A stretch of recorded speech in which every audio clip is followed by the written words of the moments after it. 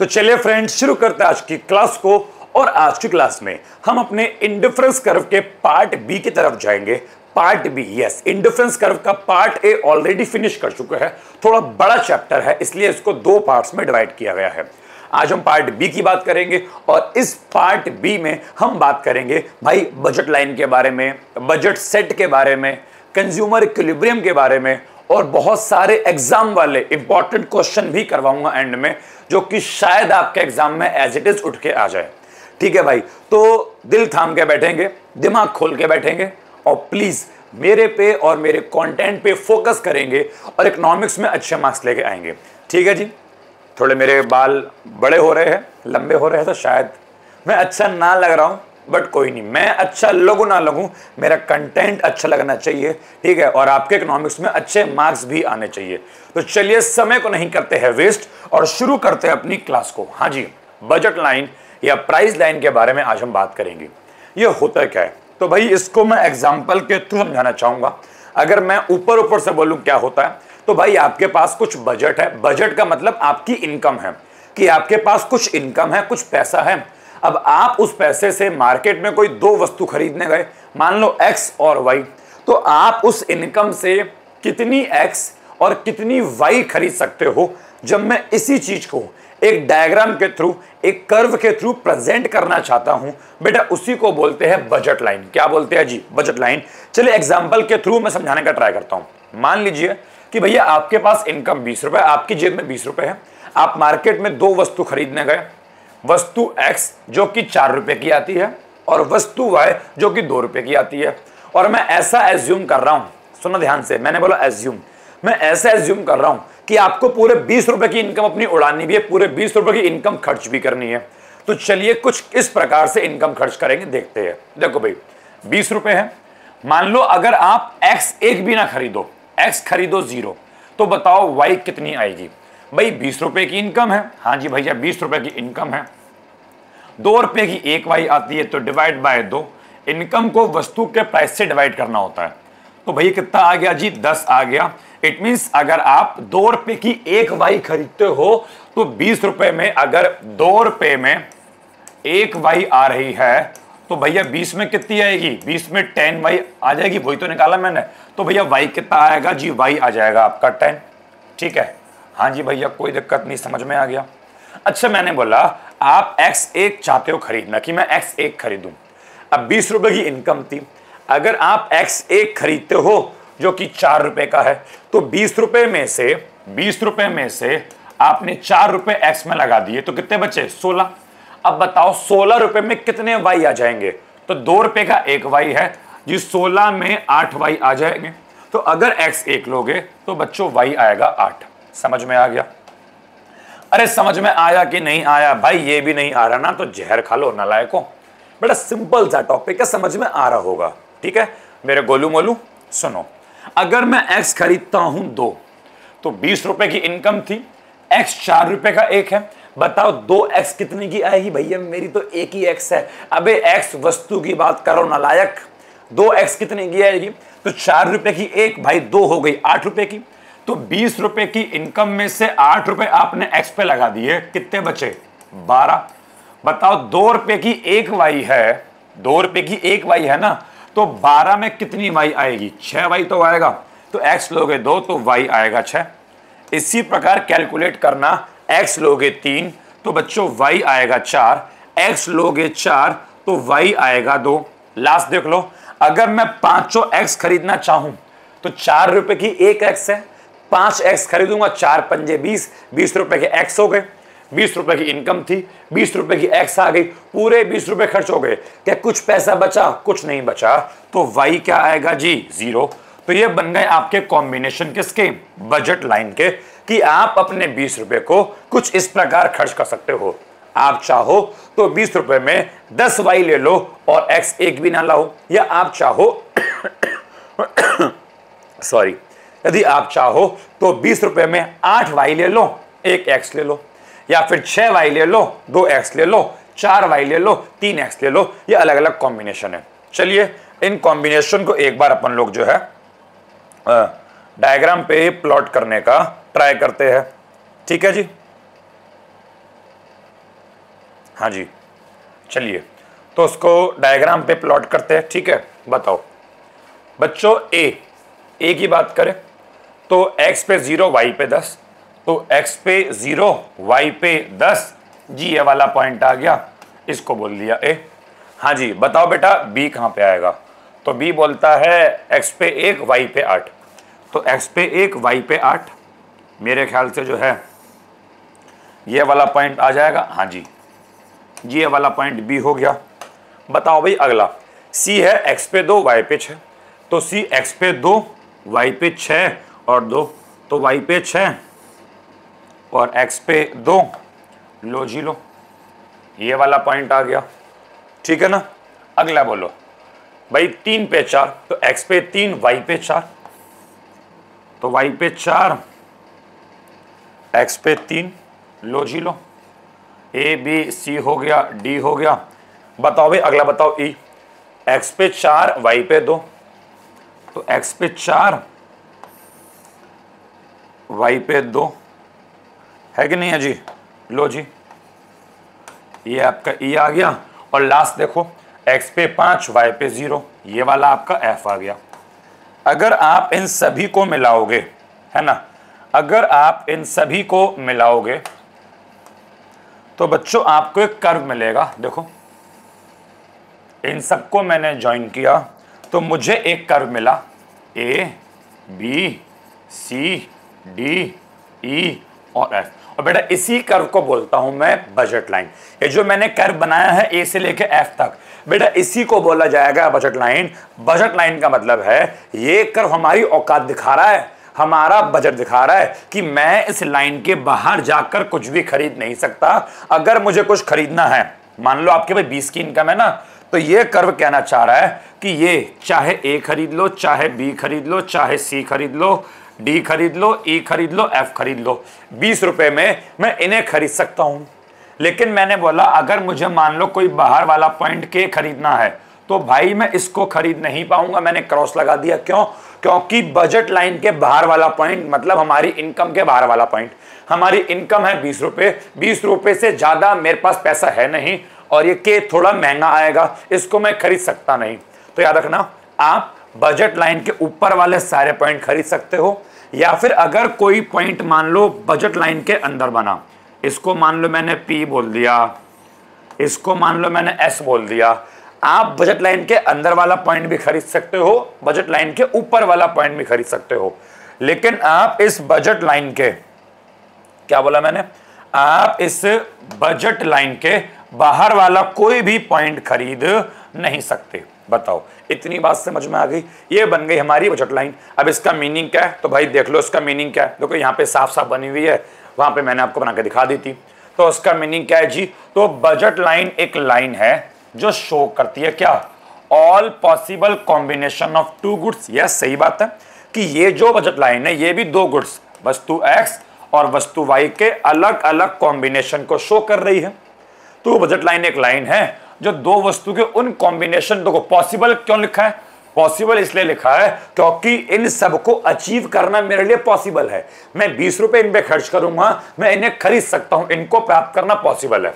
तो वही possible combination की हम बात कर रहे हैं जिसको एक कंज्यूमर खरीद सकता है। कैसे?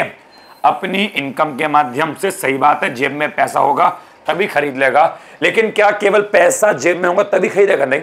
जब हम कुछ खरीदते हैं तो बेटा हम उस चीज का प्राइस भी चेक करते हैं, तो प्राइस को भी वो देखेगा। तो जब कंज्यूमर अपनी इनकम से और प्राइसेस से जब वस्तु को खरीद सकता है और हम उन पॉइंट्स को जोड़ दे, बेटा उसी को बोलते हैं क्या, बजट लाइन। बजट लाइन को ही हम लोग प्राइस लाइन, कीमत रेखा भी कहते हैं। समझ में आ गया? तो मीनिंग हो गया, टेबल डायग्राम भी हो गया, ये उसका एक्सप्लेनेशन है। हालांकि पेपर में बजट लाइन की टेबल डायग्राम इतना पूछता नहीं है, एक्सप्लेनेशन आपको लिखने की नीड होगी नहीं, बिकॉज पूछेगा ही नहीं तो लिखोगे क्यों। बट अगर पूछ लिया तो फिर भी आप इसका स्क्रीनशॉट ले लो, जैसा मैंने पढ़ाया सेम वैसे ही लिखा है, कुछ अलग नहीं है। एक्सप्लेनेशन आप जो है अपने आप पढ़ना। हम आगे बढ़ते हैं। चलिए अब देखो, बजट लाइन की भाई साहब दो विशेषता है, छोटी छोटी, सिंपल सिंपल दो विशेषता है। पहला, जो बजट लाइन है उसका स्लोप भी डाउनवर्ड होता है। इकोनॉमिक्स में कितनी बार मैंने आपको बता दिया कि कोई कर्व डाउनवर्ड तभी बनता है जब एक चीज बढ़ेगी और दूसरी चीज घटेगी, तभी हमारा जो कर्व है क्या बनता है जी, डाउनवर्ड बनता है। आप यहां पे देख सकते हो एक्स का प्रोडक्शन बढ़ रहा है, सॉरी कंजम्पशन, एक्स का कंजम्पशन बढ़ रहा है, पहले 1 2 3 4 5, और वाई का कंजम्पशन घट रहा है 10 8 6 4 2 0। एक बढ़न लाग रहा है और एक घटन लाग रहा है। अगर एक बढ़न लाग रहा और एक घटन लाग रहा तो भैया कर्व डाउनवर्ड ही तो बनेगा, कहीं ऊपर उड़ता हुआ जाएगा। अरे भैया पापा की परी थोड़ी है कि ऊपर उड़ जाएगा, यो कर्व डाउनवर्ड बनेगा। क्या लिखा है जी, जो बजट लाइन है उसका नेगेटिव स्लोप होता है, नेगेटिव या फिर डाउनवर्ड स्लोप होता है। क्यों? इट इज बिकॉज क्योंकि when we want to increase, क्या लिखा है जी, increase, when we want to increase the consumption of one good we must have to decrease the consumption of other good। जब मैं एक का कंजम्पशन बढ़ाऊंगा दूसरे का घटाना पड़ेगा। पता है क्यों करते हैं ऐसा?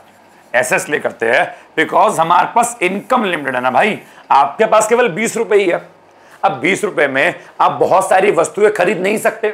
अगर 20 रुपए में कोई एक वस्तु ज्यादा खरीदना चाहोगे तो इट इज वेरी ऑब्वियस दूसरी वस्तु कम ही खरीदनी पड़ेगी। ठीक है बेटा, ये हो गया प्रॉपर्टी नंबर 1।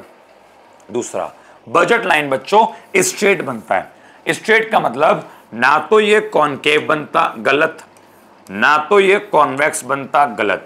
जो बच्चों बजट लाइन है वो हमेशा क्या बनता है जी, स्ट्रेट बनता है। बेटा कोई भी कर्व स्ट्रेट तब बनता है, कोई भी कर्व स्ट्रेट तब बनता है जब दो गुड्स के बीच का रेशियो कांस्टेंट होता है। याद रखना, बजट लाइन की जब बात करते हैं तो बजट लाइन में जब दो गुड्स के रेशियो की बात करते हैं तो उसको बोलते हैं px अपॉन py। बेटा क्या बोलते हैं उसको, px अपॉन py। px माने x के प्राइस, py माने y के प्राइस। और px अपॉन py जो बच्चों होता है ये हमेशा ही कांस्टेंट रहता है। जब तक कीमत में कोई परिवर्तन नहीं होगा तब तक px अपॉन py में भी कोई चेंज नहीं होगा। जरा मेरी बात समझो, ये जो पूरी टेबल थी यहाँ पे वस्तु x का प्राइस 4 रुपए था और वस्तु y का प्राइस 2 रुपए था। अब क्या पूरी टेबल में मैंने कहीं पर भी प्राइस चेंज करने की बात करी कि x बढ़ गया या y का प्राइस बढ़ गया, x का प्राइस नहीं बात करी ना। मैंने पूरी टेबल में कई बार भी प्राइस चेंज करने की बात नहीं करी। इट मींस क्या, मैं प्राइस को क्या मानता हूं, मैं प्राइस को मानता हूं कांस्टेंट। और जब प्राइस कांस्टेंट रहेगा तो px अपॉन py अगर मैं सॉल्व करूं 4/2 इज इक्वल टू 2 आ गया, तो 2 भी तो कांस्टेंट रहेगा। और यही 2 क्या होता है जी, रेशियो होता है बजट लाइन के बीच गुड्स का। देखो समझो मैं क्या कहना चाह रहा हूं, एक बार रीडिंग करो। देखो क्या बोलता है, जो बजट लाइन का हमारा स्लोप होता है ना भाई, वो रिप्रेजेंट किया जाता है प्राइस रेशियो से। प्राइस रेशियो का मतलब बच्चों वही जो मैंने आपसे बोला, px अपॉन py। और मैंने क्या बोला कि प्राइस रेशियो हमेशा कांस्टेंट होता है। क्यों? बिकॉज जब प्राइस चेंज ही नहीं हो रहे तो प्राइस का रेशियो भी चेंज नहीं होगा। और अगर कोई रेशियो कांस्टेंट होता है तो जो कर्व है हमारा ऑलवेज स्ट्रेट लाइन बनेगा। तो जो बजट लाइन है वो भी कांस्टेंट होगी। ये काम करो, कांस्टेंट लिखो स्ट्रेट। जो बजट लाइन होगी वो कैसी होगी आपकी, वो आपकी स्ट्रेट होगी, वो नीचे की तरफ डाउनवर्ड होगी।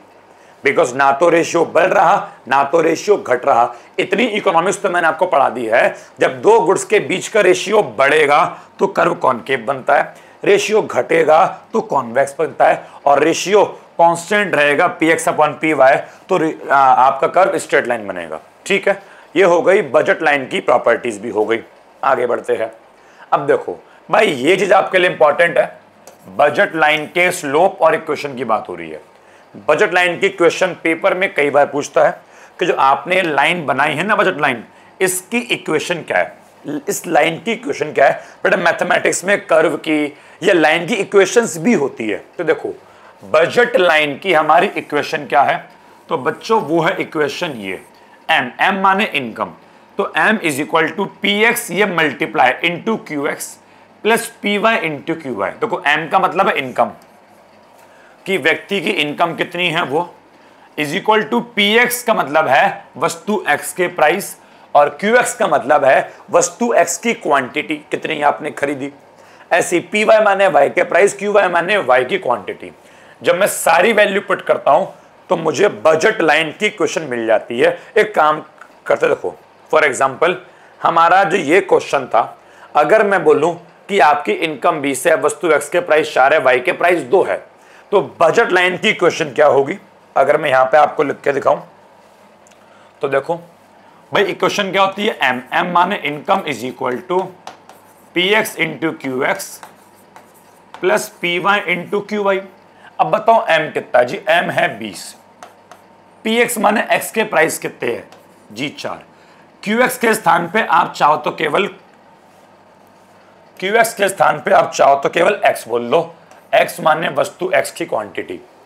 अब भैया यहां पे आपने क्वांटिटी की वैल्यू पुट क्यों नहीं करी, बिकॉज वो फिक्स नहीं है ना बेटा। आप X 1 ले रहे हो, 0 ले रहे हो, 2 ले रहे हो, 3 ले रहे हो, वो तो आप अलग अलग ले रहे हो ना। जो मेरे पास फिक्स है, भाई साहब मेरी इनकम फिक्स है, मेरे X और मेरे Y के प्राइस फिक्स है, तो उसकी वैल्यू पुट कर दूंगा। लेकिन X कितनी खरीदूंगा पता नहीं, Y कितनी खरीदूंगा पता नहीं, तो मैंने X का X लिखा रहने दिया, PY। बताओ Y के प्राइस कितने हैं जी, Y के प्राइस है 2, लेकिन Y कितनी खरीदूंगा मुझे पता है भाई, मेरे को तो नहीं पता, तो इसलिए मैंने Y के स्थान पे Y लिख दिया। लो जी, बजट लाइन की क्वेश्चन बन गई 20 is equal to 4x plus 2y। समझ में आ गया। तो ये होती है हमारी क्या, इक्वेशन ऑफ बजट लाइन। ठीक है, अब स्लोप ऑफ बजट लाइन की बात करें, स्लोप ऑफ बजट लाइन, तो अभी तो मैंने आपको पढ़ाया था कि बजट लाइन का स्लोप क्या होता है, PX अपॉन PY, X के प्राइस बटे Y के प्राइस, PX अपॉन PY। हम इसी को क्या बोलते हैं, हम इसी को तो प्राइस रेशियो भी बोलते हैं। हम इसी को क्या बोलते हैं, हम इसी को तो प्राइस रेशियो भी बोलते हैं। तो बजट लाइन की इक्वेशन बोले इक्वेशन, तो ये होती है। स्लोप बोले स्लोप, स्लोप स्लोप, तो स्लोप होता है PX अपॉन PY। भाई भूल मत जाना, इस चीज को मैं लिख रहा हूं, भूल मत जाना। अगर तुम भूले तो भाई साहब कसम से बोल रहा हूं पेपर में नंबर नहीं आएंगे, भूल मत जाना। अब कोई बच्चा मुझे बता दे कि यहां पे माइनस का साइन क्यों लगाया है, भाई साहब मैं उसकी अलग से बैच में तारीफ करूंगा, उसकी अलग से बैच में इज्जत करूंगा। बता दो यहां माइनस क्यों आया है, नहीं बता पाए, तुम सब नालायक हो। बेटा यहां पे इसलिए माइनस आया है क्योंकि वस्तु X और वस्तु Y के बीच क्या है जी, नेगेटिव रिलेशन है। अगर वस्तु X बढ़ेगी तो वस्तु Y घटेगी, और नेगेटिव संबंध होने की वजह से यहां पे क्या आ गया जी, यहां पे आ गया माइनस का साइन। तो माइनस का साइन क्यों आया है, नेगेटिव रिलेशन की वजह से। ठीक है, इसको हम लोग प्राइस रेशियो भी कहते हैं। देखो वही लिखा है नीचे यहां पे, the slope of budget line. जो बजट लाइन का स्लोप होता है उसका मतलब होता है ratio of prices of two goods, कि दो गुड्स के प्राइस के रेशियो जब निकालते हैं उसी को बजट लाइन का स्लोप कहते हैं। हम इसी को प्राइस रेशियो भी कहते हैं। और देखो एक और नाम, market rate of exchange, MRE। बोलो बेटा, बोलो बोलो बोलो, market rate of exchange MRE भी कहते हैं। होपफुली इतनी बात समझ में आ गई होगी। हाँ जी, इतनी बात समझ में आ गई। चलो भाई अब देखो आगे, बजट सेट क्या होता है। तो बजट लाइन का मामला भाई सॉर्टेड है, क्लियर है। अब देखो बजट सेट क्या होता है, तो भैया समझना बात को बहुत ध्यान से, अब चीजें इंपॉर्टेंट है। देखो बच्चों ये है लाइन, इस पर कॉम्बिनेशन मैंने A बोला, B बोला, C बोला, D बोला, E और F बोला, ये मैंने बोले कॉम्बिनेशन। ठीक है, अब देखो भाई अगर कोई कॉम्बिनेशन इसके अंदर है, मान लो ये P है, ये S है।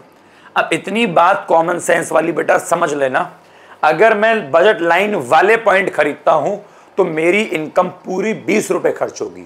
अगर मैं A B C D E F इनमें से कुछ खरीदता हूं तो बेटा पूरे 20 रुपए खर्च होंगे। लेकिन अगर मैं कोई अंदर वाला पॉइंट खरीदता हूं, मान लो मैं ये P खरीदता हूं या मान लो मैं ये S खरीदता हूं, तो अब मेरे पूरे 20 रुपए खर्च नहीं होंगे। बजट लाइन के अंदर वाले पॉइंट का मतलब है अब इनको खरीदने में मेरा खर्चा कम आएगा, मेरा पैसा कम आएगा।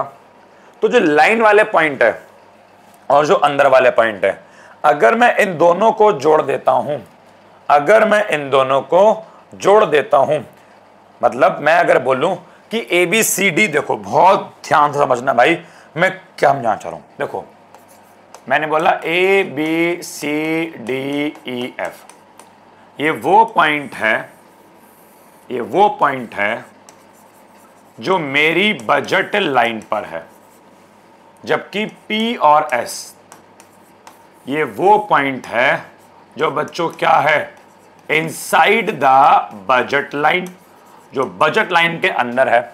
अगर मैं इन दोनों को जोड़ देता हूं, ऊपर वाले पॉइंट भी और अंदर वाले पॉइंट भी, तो मेरे प्यारे बच्चों इसी को बोलते हैं बजट सेट। इसे क्या बोलते हैं? इसी को बोलते हैं बजट सेट। बजट सेट में वो वाले पॉइंट भी आते हैं जो बजट लाइन के ऊपर है, और वो वाले पॉइंट भी आते हैं जो बजट लाइन के अंदर है। मैं कहना चाह रहा हूं आप ए खरीद लो, बी खरीद लो, सी खरीद लो, डी, ई या एफ। अगर आप लाइन वाले पूरे पॉइंट खरीद लोगे तो आपकी जो इनकम है, आपका जो खर्चा होगा, आपकी जो कॉस्ट आएगी वो इनकम के बराबर आएगी। मतलब 20 रुपए मान लो आपकी इनकम है, तो ए खरीद लो, बी खरीद लो, सी डी ई एफ कुछ भी खरीद लो, यहां पर पूरे 20 रुपए खर्च होने वाले हैं आपके। लेकिन अगर आप कोई अंदर वाला पॉइंट खरीदते हो, पी और एस, अगर इन्हें खरीदते हो तो यहां पे जो आपकी कॉस्ट आएगी बच्चों वो आपकी इनकम से कम होगी, आपके खर्चे, आपके पास जो पैसा है उससे कम खर्चा आएगा। मतलब अगर आपकी इनकम 20 रुपए है तो पी और एस खरीदने में पैसा कम खर्च होगा। क्या पता 15 रुपए खर्च हो गए, 16 रुपए खर्च हो गए, 18 खर्च हो गए, 12 खर्च हो गए, 10 खर्च हो गए, लेकिन 20 खर्च नहीं होंगे। 20 तभी खर्च होंगे जब आप इस लाइन के ऊपर रहोगे। अगर आप इस लाइन के अंदर हो तो खर्चा कम आएगा। अब बजट सेट में ये भी आता है A B C D E F वाले पॉइंट जहां पे पूरी इनकम खर्च हो, और ये भी आता है जहां पे इनकम थोड़ी कम खर्च हो। तो उसको मैं लिखूंगा कैसे, इसको मैं लिखूंगा कैसे, तो भाई समझो। तो देखो बजट सेट की इक्वेशन क्या बन जाती है, P X into Q x, सही है, एक्स का प्राइस एक्स की क्वांटिटी प्लस वाई का प्राइस वाई क्वांटिटी। ये तो आपका पहले भी था, देखो ये तो आपका यहां भी था, एक्स का प्राइस इंटू एक्स की मात्रा प्लस वाई का प्राइस इंटू वाई की मात्रा। लेकिन पहले केवल इज इक्वल टू था, बिकॉज पहले हम केवल बजट लाइन की बात कर रहे थे। अब मैं बात कर रहा हूं बजट सेट की। तो यहां पे देखो ये सिंबल बना है, ये देख पा रहे हो, ये सिंबल ये बना है, इसका मतलब होता है कि इक्वल्स टू भी है। इक्वल्स टू का मतलब ये जो नीचे, इसका मतलब इक्वल्स टू है, इसका मतलब कि हो सकता है मेरा पूरा खर्चा इनकम के बराबर हो। ये जो मैंने ग्रीन वाला किया ये इक्वल्स टू है, ये शो कर रहा है कि हो सकता है मेरा पूरा का पूरा पैसा इनकम के बराबर खर्च हो। मतलब मैं A B C D E F वाले पॉइंट की बात कर रहा हूं, और हो सकता है कि मेरा पैसा इनकम से कम खर्च हो, ब्लू वाला। और अगर इनकम से कम खर्च होगा मतलब मैं पी और एस की बात कर रहा हूं। ये हो गया बजट सेट वाले पॉइंट, मतलब सारे क्या हो गए, बजट सेट वाले पॉइंट। तो जब आपका पैसा इनकम के बराबर भी खर्च हो सकता है और इनकम से कम भी खर्च हो सकता है, ऊपर वाले पॉइंट खरीदूंगा इनकम के बराबर खर्च, अंदर वाले पॉइंट परचेस करूंगा इनकम से कम खर्च, तो बेटा उसे क्या बोलते हैं, उसी को बोलते हैं बजट सेट। तो ये होती है बजट सेट की इक्वेशन। देखो लिखा हुआ भी है कि जो बजट सेट होता है वो collection of all the possible bundle, bundle बोल लो या कॉम्बिनेशन, एक ही बात है कि ये उन सभी पॉसिबल बंडल या कॉम्बिनेशन का कलेक्शन है जिसकी कॉस्ट क्या होती है जी, लेस देन और इक्वल टू कंज्यूमर इनकम। मतलब ऐसे कॉम्बिनेशन या bundle in A B C D E F और पी, और उसको बच्चों बंडल भी कहते हैं। तो ऐसे कॉम्बिनेशन या ऐसे बंडल जिसका कॉस्ट, जिसका खर्चा या तो इनकम से कम हो या इनकम के बराबर हो, उसे बोलते हैं बजट सेट। ये होती है उसकी इक्वेशन। ठीक है, आगे लिखा है बच्चों बजट सेट ना इनइक्वालिटी शो करता है, असमानता शो करता है। क्यों? क्योंकि यहां पे इनकम के बराबर वाले पॉइंट भी आ रहे हैं, इनकम से कम वाले, मतलब इनकम के अगर पॉइंट केवल इनकम के बराबर वाले हो तो वो होता है इक्वालिटी, कि सब 20 20 20 20 20 के है, उसे बोलते हैं इक्वालिटी। लेकिन यहाँ पे 20 वाले भी आ रहे हैं, 20 से कम वाले भी आ रहे हैं, 15 भी, 16 भी, 17 भी, तो क्या ये सब आपस में इक्वल है? नहीं, किसी पे ज्यादा खर्च हो रहा है, किसी पे कम खर्च, किसी पर पूरे 20 रुपए खर्च, तो यहाँ पे सब पे इक्वल खर्चा नहीं होता। इसलिए क्या बोलते हैं कि जो बजट सेट है वो इनइक्वालिटी, असमानता को शो करता है। ये इनइक्वालिटी का मतलब क्या है? ये इनइक्वालिटी कहती है कि जो टोटल खर्चा है दो वस्तु पर, वो हो सकता है कंज्यूमर की इनकम से कम खर्च हो, वही लिखा है कि हो सकता है कंज्यूमर की इनकम से कम खर्च हो या कंज्यूमर की इनकम से ज्यादा खर्च हो। तो यहाँ कोई फिक्स नहीं है। दैट्स वाई बजट सेट की बात हो रही है, ये इनइक्वालिटी शो करता है। अच्छा बताओ कौन सा बड़ा कंसेप्ट है, कौन सा ब्रॉडर कॉन्सेप्ट है? बजट सेट बड़ा कंसेप्ट है या बजट लाइन बड़ा कंसेप्ट है? तो यस भैया, बजट सेट एक बड़ा कंसेप्ट है। बजट सेट के अंदर ही बजट लाइन आती है। ठीक है, चलिए, तो पेपर में अगर इनमें डिफरेंस आ गया जो कि एग्जाम के एंगल से इंपॉर्टेंट है, तो हाँ भाई क्या डिफरेंस करोगे? तो बोलूंगा बजट लाइन में वो सभी कॉम्बिनेशन आते हैं जिनका खर्चा कंज्यूमर की इनकम के इक्वल टू इनकम, कंज्यूमर की इनकम के बराबर होता है। जबकि बजट सेट में वो वाले पॉइंट्स आते हैं, वो सभी कॉम्बिनेशन आते हैं जिनका खर्चा कंज्यूमर की इनकम से कम या कंज्यूमर की इनकम के इक्वल भी हो सकता है। डिफरेंस नंबर 1 बोलता है बजट लाइन के जो बंडल्स होते हैं या जो कॉम्बिनेशन होते हैं वो केवल बजट लाइन पर ही लाए करते हैं। मतलब बजट लाइन के जो कॉम्बिनेशन होते हैं वो केवल ये A, B, C, D, E, F वो केवल लाइन वाले होते हैं। लेकिन जो बजट सेट के बंडल या फिर कॉम्बिनेशन होते हैं वो लाई आइदर ऑन बजट लाइन और बिलो द बजट लाइन। उसके कॉम्बिनेशन बजट लाइन पर भी हो सकते हैं और बिलो बजट लाइन के अंदर भी हो सकते हैं। देखो, बजट लाइन पर भी हो सकते हैं और जो अंदर वाले पॉइंट है बिलो द बजट लाइन, ये भी बजट सेट में ही आता है। तो अंदर वाले पॉइंट भी हो सकते हैं। अगला बजट लाइन के क्वेश्चन क्या है? जी रही इनकम बराबर px into Q S plus P Y into Q Y. जबकि यहां पे क्या होता है? इनकम बराबर लेस देन और equal to px into Q S plus P Y into Q Y. यहां पे लेस देन इक्वल टू आएगा। ठीक है, अगर आप एक डिफरेंस और करना चाहो तो बेटा वो डिफरेंस बन सकता है, बजट सेट क्या शो करता है? It shows equality. Budget line क्या शो करता है जी? It shows inequality. तो ये वाला पॉइंट भी आप जो है चाहो तो बना सकते हो। समझ में आ गया? तो ये भी हो गया जी। चलिए आगे बढ़ते हैं। ठीक है जी, ओके। ये सिंपल सा टॉपिक है, फुद्दू सा टॉपिक है, बिल्कुल हलवा टॉपिक है कि अटेनेबल और अनअटेनेबल कॉम्बिनेशन क्या होता है। अरे यार, बजट लाइन के वो कॉम्बिनेशन जिनको मैं प्राप्त कर सकता हूं, मैं इसको प्राप्त कर सकता हूं, इसको भी, इसको भी, इसको भी, इसको भी, मैं अंदर वाले भी प्राप्त कर सकता हूं, तो इनको बोलूंगा अटेनेबल। लेकिन बाहर कोई पॉइंट है, मैं इनको प्राप्त नहीं कर सकता, इन्हें बोलूंगा अनअटेनेबल। सिंपल सा है कि वो बंडल जिनका जो खर्चा है। अच्छा बताओ मैं किसको प्राप्त कर सकता हूं, पहले बताओ। तो वो बंडल जिनका खर्चा कॉस्ट माने खर्चा बराबर है कंज्यूमर की इनकम के। मतलब ये वाले पॉइंट, ये ऊपर बजट लाइन वाले पॉइंट, तो क्या अटेनेबल होते हैं? हाँ जी, ये अटेनेबल या फिर फीजिबल होते हैं, बिकॉज इनका खर्चा कंज्यूमर की इनकम के बराबर है। मतलब ये वाले पॉइंट, ये तो कंज्यूमर इन्हें खरीद सकता है। अच्छा, वो बंडल जिसका खर्चा कंज्यूमर की इनकम से लेस, कम है, क्या वो हम प्राप्त कर सकते हैं? हाँ जी, वो भी अटेनेबल होते हैं, वो भी फीजिबल होते हैं। मतलब अंदर वाले पॉइंट कि यहाँ पे खर्चा कम होगा, हम इसको प्राप्त कर सकते हैं, तो ये भी अटेनेबल है। तो खर्चा अगर इनकम के बराबर है वो भी अटेनेबल, खर्चा अगर इनकम से कम है वो भी अटेनेबल। लेकिन ऐसे बंडल जिनका खर्चा कंज्यूमर की इनकम से भाई साहब क्या है? ज्यादा है, तो वो बजट लाइन के अबव, बजट लाइन के बाहर होते हैं और हम उन्हें खरीद नहीं सकते। उन्हें बोलते हैं अनअटेनेबल या फिर नॉन फीजिबल बंडल। समझ में आ गया? सिंपल सा टॉपिक था, ये भी हो गया। चलिए अब बच्चों बात करते हैं किसकी? चेंज इन बजट लाइन की। और उसके बाद बजट लाइन की सारी कहानी खत्म हो जाएगी और हम स्टार्ट करेंगे फिर अपना क्या? Consumer equilibrium. ठीक है, देखो बेटा बजट लाइन जब हम बनाते हैं ना तो दो चीज को ध्यान में रखते हुए बनाते हैं कि कंज्यूमर की इनकम कांस्टेंट है और कंज्यूमर के प्राइस कांस्टेंट है। याद करो कि जब हमने बजट लाइन बनाई थी, कहां गई योरी, जब बनाई थी तो इनकम हमने 20 मानी थी, वस्तु एक्स के प्राइस 4, वस्तु वाई के प्राइस 2, हमने ये सब माना था। अब क्या पूरे क्वेश्चन में फिर मैंने कहीं पर भी इनकम को छेड़ा? नहीं छेड़ा। प्राइस को छेड़ा? नहीं छेड़ा।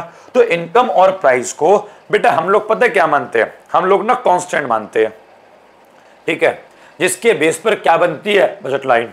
लेकिन अगर इनकम में या वस्तु के प्राइस में अगर कोई परिवर्तन होगा, अब तक मैं कांस्टेंट मान रहा था, अगर इनकम में या वस्तु के प्राइस में कोई परिवर्तन देखने को मिलेगा तो भैया फिर बजट लाइन के अंदर भी, budget line will also change, budget line के अंदर भी परिवर्तन होगा।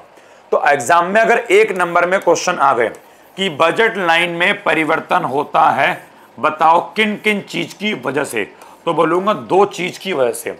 अगर इनकम में चेंज होगा तो परिवर्तन होगा, और अगर वस्तु के प्राइस में चेंज होगा तो भी परिवर्तन होगा। तो आइए देखते हैं परिवर्तन किस प्रकार का होगा।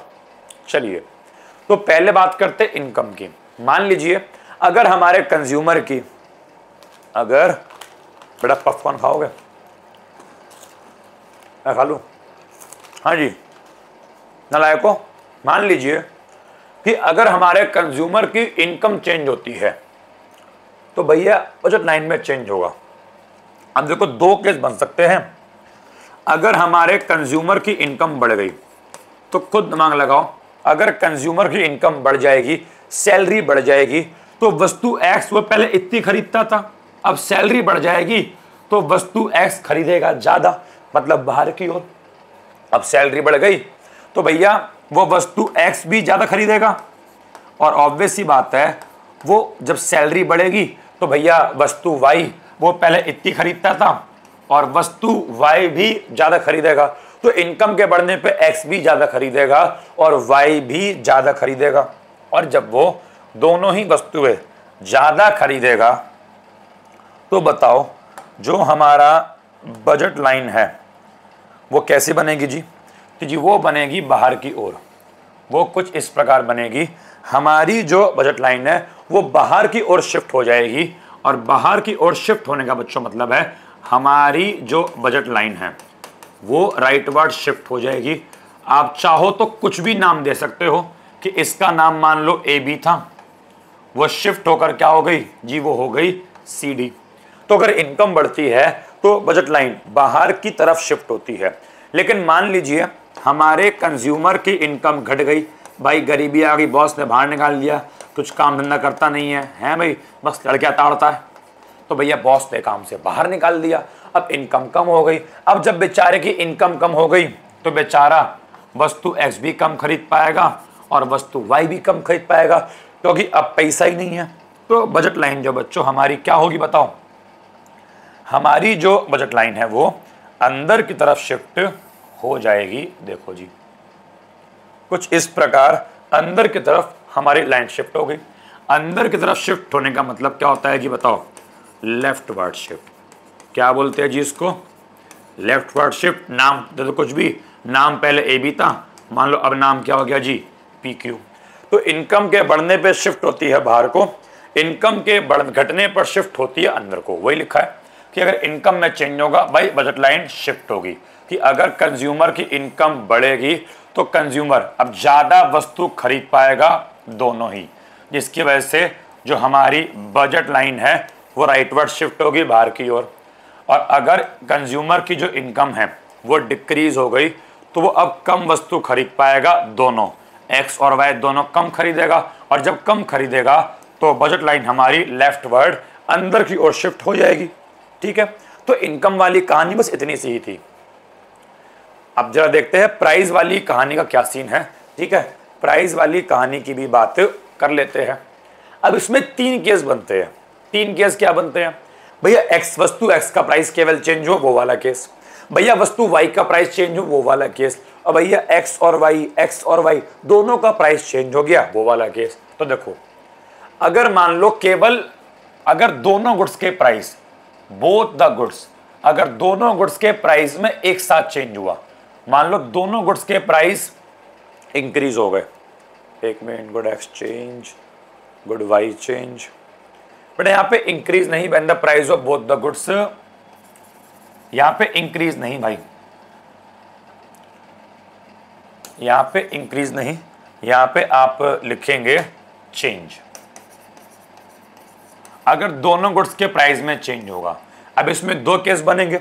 अगर वस्तु x और वस्तु y दोनों के प्राइस बढ़ गए, x और वस्तु y दोनों के प्राइस बढ़ गए, तो पता है क्या होगा, वस्तु x के प्राइस बढ़ गए, वस्तु x महंगी, और जब कोई वस्तु महंगी होती है तो मैं उसे कम खरीदूंगा।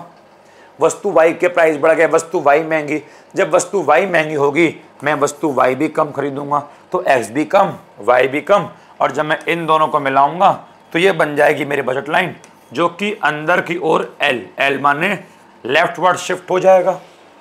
लेकिन अगर वस्तु x और वस्तु y दोनों के प्राइस घट गए तो भाई साहब x भी सस्ती है कि नहीं है? हाँ भाई, अगर x और y दोनों के प्राइस घट गए तो x भी सस्ती, y भी सस्ती, तो दोनों खरीदूंगा ज्यादा, और अगर दोनों खरीदूंगा ज्यादा तो भैया x भी ज्यादा सस्ता मिल रहा है ना भाई, तो x ज्यादा, y भी ज्यादा। अगर दोनों खरीदूंगा ज्यादा तो बजट लाइन बच्चों मेरी कहाँ शिफ्ट होगी? बाहर की ओर, जिसको बोलूंगा राइटवर्ड शिफ्ट। भाई वही वाली बात यहाँ बोली गई है कि दोनों गुड्स के प्राइस मान लो अगर इंक्रीज हो रहे हैं, बढ़ रहे हैं, तो राइटवर्ड शिफ्ट, प्राइस अगर बढ़े,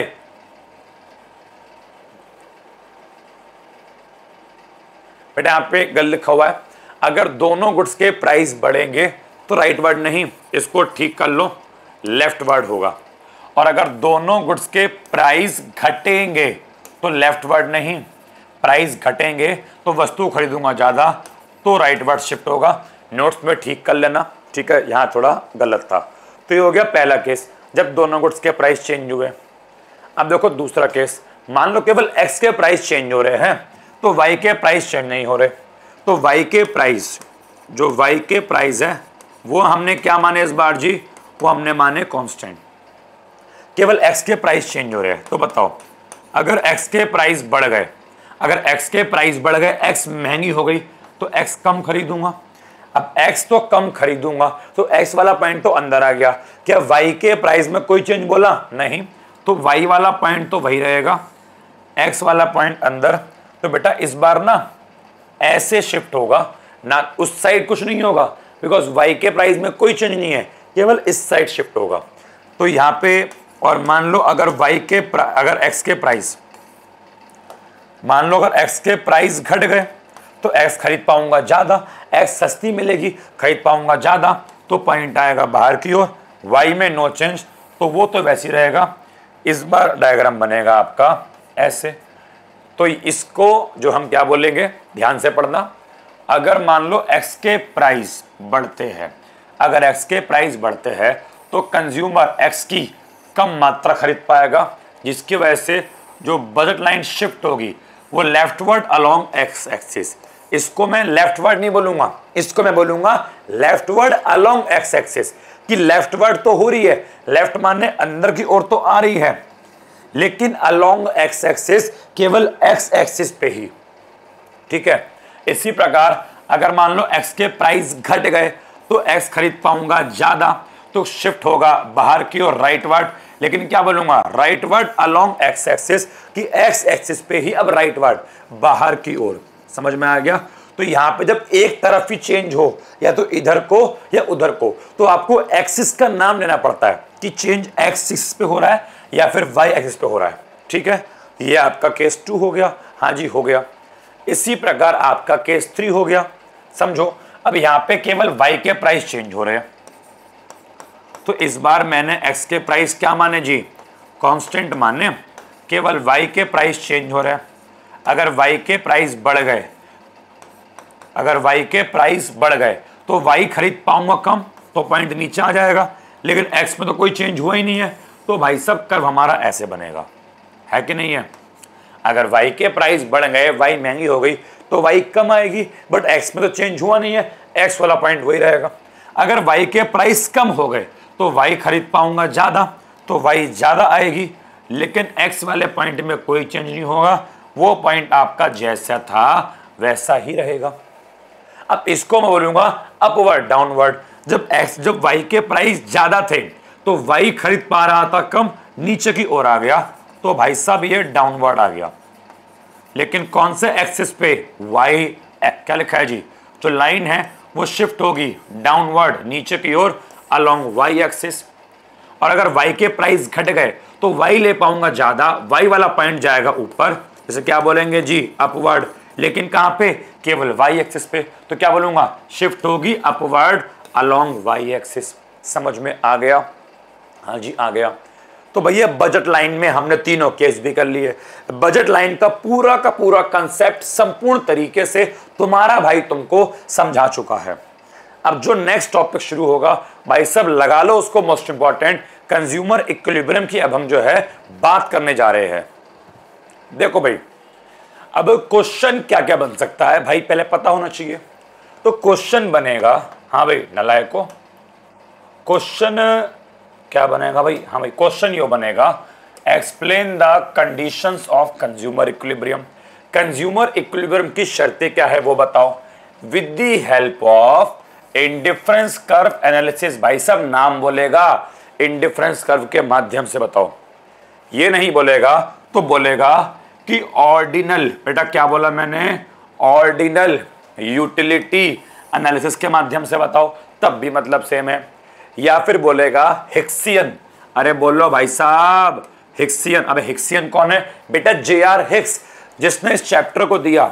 या तो बोलेगा हिक्सियन अप्रोच के माध्यम से बताओ, तो भाई साहब या तो बोलेगा इंडिफरेंस कर्व के माध्यम से बताओ, या फिर ऑर्डिनल यूटिलिटी के माध्यम से बताओ, या हिक्सियन अप्रोच के माध्यम से बताओ। ठीक है, तो हम इससे कैसे एक्सप्लेन करेंगे, तो यहाँ पे लिखा है आंसर, इसको लिखा है मैंने आगे भी, तो आगे से पढ़ते हैं।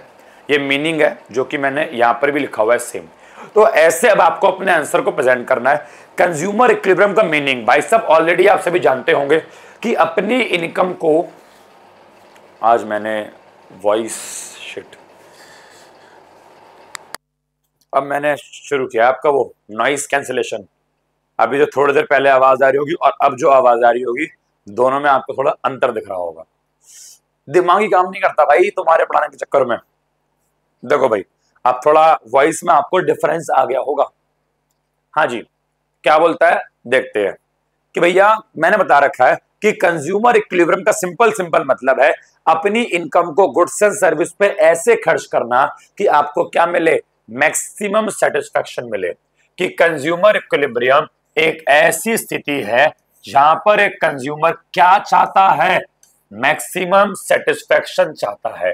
कैसे, from the purchase of commodity, वस्तु परचेज करके अपनी गिवन इनकम से।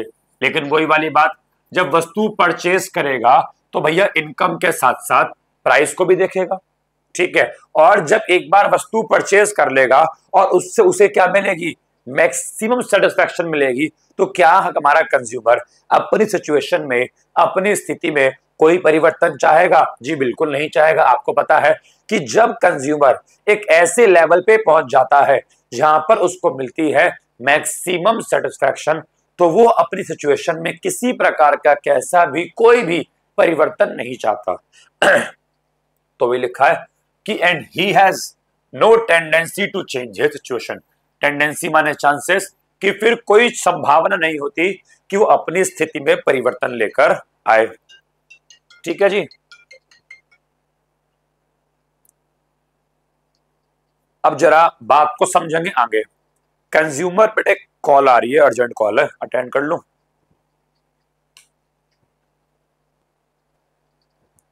हाँ जी बेटा हो गई बात, अरे हो भी गई भाई, बात हो भी गई, तुमको पता नहीं चला, बात हो गई।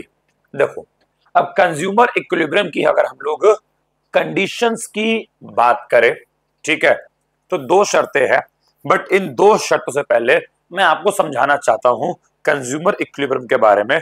आप एक काम करो, आप यहां पे आ जाओ, मैं आपके सामने एक डायग्राम बनाने वाला हूं। ठीक है, आप डायरेक्ट डायग्राम पे आओ, डायग्राम बनाने वाला हूं और आप जरा मुझे बताना कंज्यूमर इक्विलिब्रियम के बारे में। ठीक है, सबसे पहले बच्चों बनाऊंगा मैं एक बजट लाइन बनाऊंगा। और आपके सामने मैंने बनाई, चलो ब्लैक से करता हूं, ठीक है बेटा। ये बनाई मान लीजिए मैंने बजट लाइन, और अब मैं आपके सामने बनाऊंगा इंडिफरेंस कर्व, ठीक है। थोड़ा बड़ा टेढ़ा मेढ़ा बन सकता है क्योंकि ये व्हाइट बोर्ड नहीं है ना जो एकदम परफेक्ट बने, कोई फिर मैं ट्राई करता हूं, ठीक है। चलो कोई नहीं, बना बढ़िया बन गया। इसको मैंने बोला IC1 इंडिफरेंस कर्व 1। इसको थोड़ा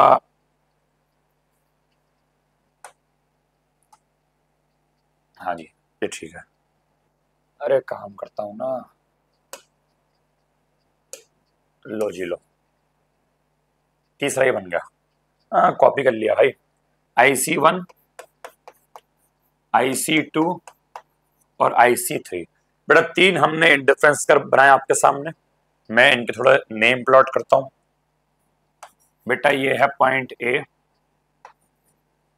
ये है पॉइंट बी, यहाँ पे लिखा पॉइंट सी, यहाँ पे लिखा पॉइंट डी, यहाँ पे लिखा पॉइंट ई, यहाँ पे लिखा पॉइंट के। और अब मैं बोलूं आपके सामने इतने सारे कॉम्बिनेशन है, बताओ आप कौन से लेवल पे कॉम्बिनेशन में आना चाहोगे। मतलब कौन सा कॉम्बिनेशन है, ए है, बी है, सी है, डी है, ई है या के है, ऐसा कौन सा कॉम्बिनेशन है जो आपको मैक्सिमम सेटिस्फैक्शन दे रहा है।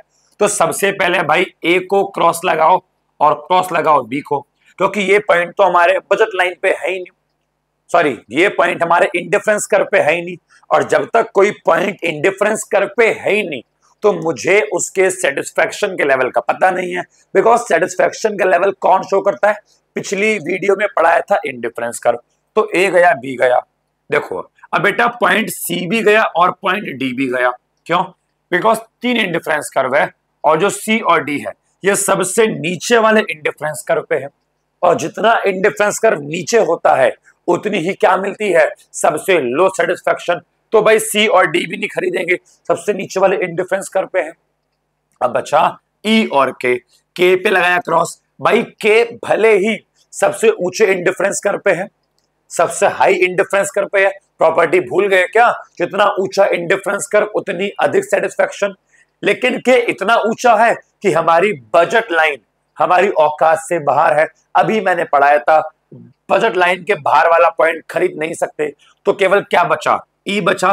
तो बेटा ई ही वो पॉइंट है जो कंज्यूमर को इक्विलिब्रियम प्रोवाइड करेगा। चेक कर लो कि ई के यहाँ पे वस्तु है OX और वस्तु है OY, मतलब जब कंज्यूमर O से लेके X तक और O से लेके Y तक वस्तु खरीदेगा, इतनी वस्तु Y मतलब यहां से लेके यहां तक Y खरीदेगा, यहां से लेके यहां तक X खरीदेगा, तो उसके सामने कौन सा पॉइंट आएगा, ई पॉइंट आएगा, और हमारा कंज्यूमर कहां पहुंच जाएगा जी, इक्विलिब्रियम में पहुंच जाएगा। तो बाकी पॉइंट खरीद नहीं सकता, केवल ई ही उसे इक्विलिब्रियम प्रोवाइड करेगा। अब आपको डायग्राम भी एक्सप्लेन करना है पेपर में, जो कि यहाँ पे लिखा है, मैं एक्सप्लेन करवा देता हूं, फिर कंडीशन जो थी वो बताऊंगा। देखो थोड़ा तरीका पढ़ाने का मेरा अलग है इस टॉपिक को। पहला डायग्राम हमने देख लिया, अब देखो डायग्राम को हम एक्सप्लेन करते हैं। तो डायग्राम में वस्तु x को कहां शो करा है जी, x एक्सिस पे, और जो वस्तु y है, गुड y, उसे कहां शो करा है जी, उसको शो करा है y एक्सिस पे। A B is the budget line, A से लेके बी तक क्या है जी, बजट लाइन, या फिर आप उसको प्राइस लाइन भी बोलते हो। और IC1, IC2, IC3 क्या है जी, IC1, IC2, IC3, ये मेरे पास तीन इंडिफरेंस कर्व है, ठीक है जी, ओके जी। अब आगे बोलता है कि एक कंज्यूमर जो है कोई भी कॉम्बिनेशन खरीद सकता है बजट लाइन ए बी पर, कि उसकी बजट लाइन ए बी है, वो ए बी वाला कोई भी कॉम्बिनेशन खरीद सकता है। क्यों? क्योंकि वो उसके बजट लाइन पर है, इट मींस वो अटेनेबल है, वो उसे परचेज कर सकता है, उसके पास उतना पैसा है, क्योंकि ये जो कॉम्बिनेशन है ये बजट लाइन पर है, ठीक है, इसलिए वो इसे आर इज ऑन द, बेटा ऑन इन नहीं, आर इज ऑन कर दो नोट्स में, R is on the budget line, budget line पर है। अब एक जो कंज्यूमर है, अगर एक कंज्यूमर का सोच देखे तो एक कंज्यूमर क्या चाहता है भाई, कंज्यूमर कॉम्बिनेशन के, भाई ऑब्वियस सी बात है एक कंज्यूमर कॉम्बिनेशन के खरीदना चाहेगा। क्यों? बिकॉज वो सबसे हाईएस्ट इंडिफरेंस कर्व पे है, सबसे ऊंचे इंडिफरेंस कर्व पे है। लेकिन but he can not afford, वो खरीद नहीं सकता। क्यों? Because it is away from the budget line, वो बजट लाइन से दूर है, बाहर है, औकात के बाहर है। तो के बाहर चला गया। एक कंज्यूमर जो है डी और सी खरीद सकता है, वो डी और सी खरीद सकता है। क्यों? क्योंकि ये बजट लाइन पर है। But he want buy this, वो इसको खरीदेगा नहीं। क्यों? क्योंकि ये जो कॉम्बिनेशन है वो कंज्यूमर को लेसर, सबसे कम सेटिस्फेक्शन प्रोवाइड कर रहे हैं, क्योंकि ये सबसे लोवेस्ट इंडिफरेंस कर्व, सबसे निचले इंडिफरेंस कर्व IC1 पर है। तो कंज्यूमर के पास अब बताओ ऑप्शन क्या बचा? सी डी खत्म हो गया, के खत्म हो गया, ए और बी तो इंडिफरेंस कर्व पे है ही नहीं। तो बोलता है अब क्या होगा? जो हमारा कंज्यूमर है will be in equilibrium at combination E, तो वो कॉम्बिनेशन ई पर ही इक्विलिब्रियम में होगा, क्योंकि इसी पॉइंट पर जो हमारा कंज्यूमर है उसे क्या मिलेगी? मैक्सिमम लेवल ऑफ सेटिस्फैक्शन मिल रही है ई पर। Here the budget line A B is tangent to the indifference curve IC2। यहां पे जो बजट लाइन ए बी है, याद रखना, आप खुद डायग्राम में देखो इक्विलिब्रियम कहां पे हुआ? जहां पे बजट लाइन ने इंडिफरेंस कर्व को क्या किया जी? टेंजेंट किया। बच्चों टेंजेंट का मतलब होता है टच करना, बेटा केवल टच करना है। देखो जो इंडिफरेंस कर्व 1 है ये तो काट रहे हैं, इंडिफरेंस कर्व 1 देखो ये ऐसे काट कर गया और ये ऐसे इधर काट कर गया, काटने की बात नहीं हो रही, क्या लिखा है जी? टेंजेंट। और देखो इंडिफरेंस कर्व 2 ही इकलौता ऐसा इंडिफरेंस कर्व है जो केवल टच करके गया, काट कर नहीं गया। याद रखना, जो इंडिफरेंस कर्व केवल टच करके जाएगा वहीं पर मेरा इक्विलिब्रियम कहलाएगा। तो यहां पे क्या है? जो IC2 इंडिफरेंस कर्व है उसने टेंजेंट किया, टच किया किसको? बजट लाइन AB को। ठीक है, और याद रखना इंडिफरेंस कर्व बच्चों हमेशा कॉन्वेक्स होना चाहिए, ये तो आपको पता है, कॉनकेव वाली बात नहीं हो रही। इंडिफरेंस कर्व हमेशा आपका ऐसा ही बनेगा, इंडिफरेंस कर्व ऐसा मत बना देना, ऐसा मत बना देना।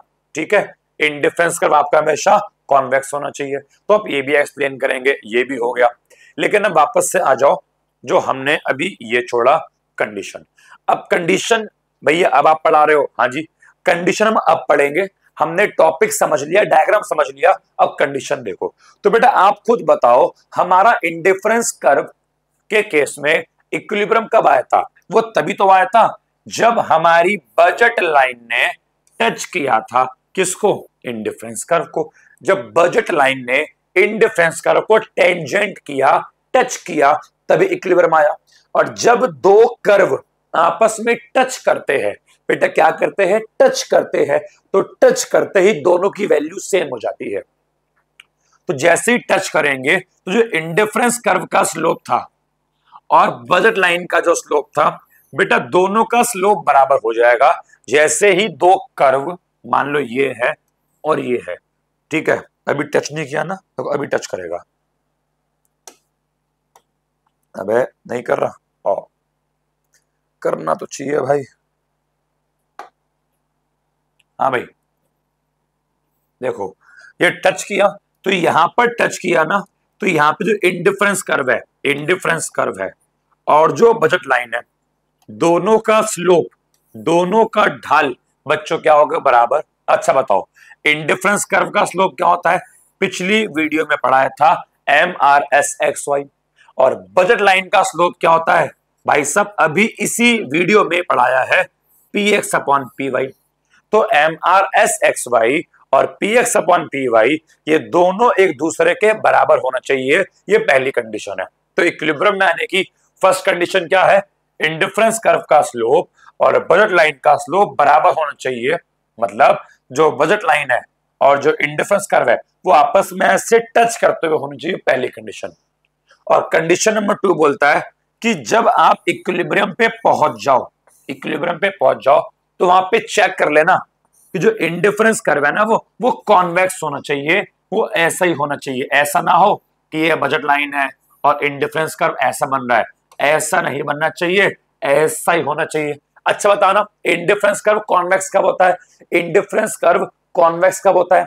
पिछली वीडियो याद करो, जब मेरा एमआरएस घटता है तो मैं ऐसे भी बोल सकता हूं इंडिफरेंस कर्व कॉन्वेक्स होना चाहिए, या ऐसे बोल लो कि जो एमआरएस है शुड बी डिमिनिशिंग, वो घटते हुए होना चाहिए।